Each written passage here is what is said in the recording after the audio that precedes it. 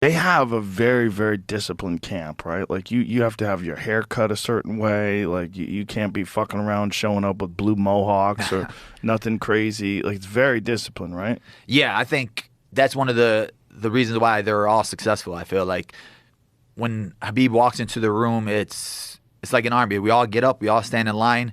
He'll stand in line. He'll point to who's sparring hard in the cage because it's a different type of sparring too. Where normally for us, we have a sparring day in Chicago, or most teams I've trained at will have a sparring day like Monday or Wednesday, where it's for them they're doing everything every day. It's small glove sparring every day. Then right after that, you're taking off the gloves and you're grappling every day.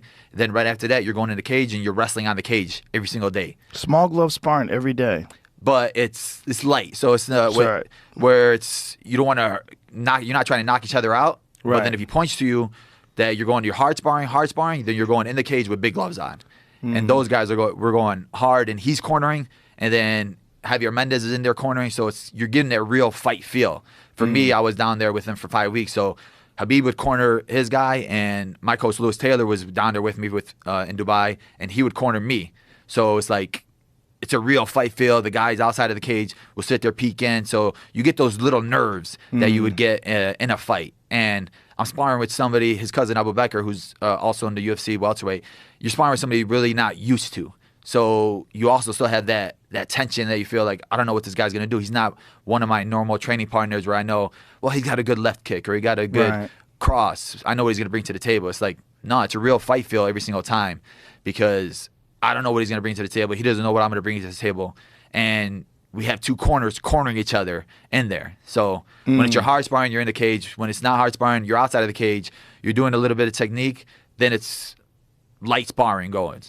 So was this camp going there and train there for 5 weeks? Is that just a big change in the way you look at things and like an eye-opening experience? Yeah, because, I'm a guy that I like to cross train a lot. I'll go to a bunch of different gyms. I've been to Sanford MMA. I've been to Fortis.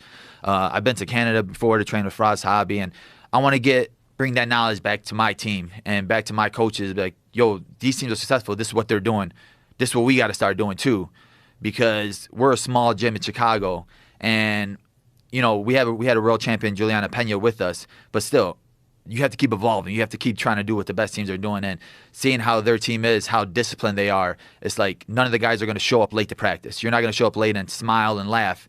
It's like once he lines everybody up, you better sprint there in that line because he's going to tell you what your duties are for that day. And then when it's grappling, every single one of those guys is an amazing grappler. There's guys in there that you don't even know their name. They're still young, 19 years old, 18 years old.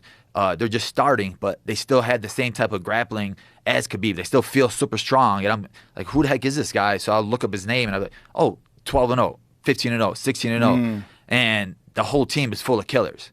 But I just want to bring their mentality, I think, is a different type of mentality that a lot of gyms don't have of being more disciplined. And I think that comes from being Muslim. I think a lot of it comes from that is it just being religious. You're bringing a different type of discipline where you have to pray 5 times a day, and every single one of the guys is doing that.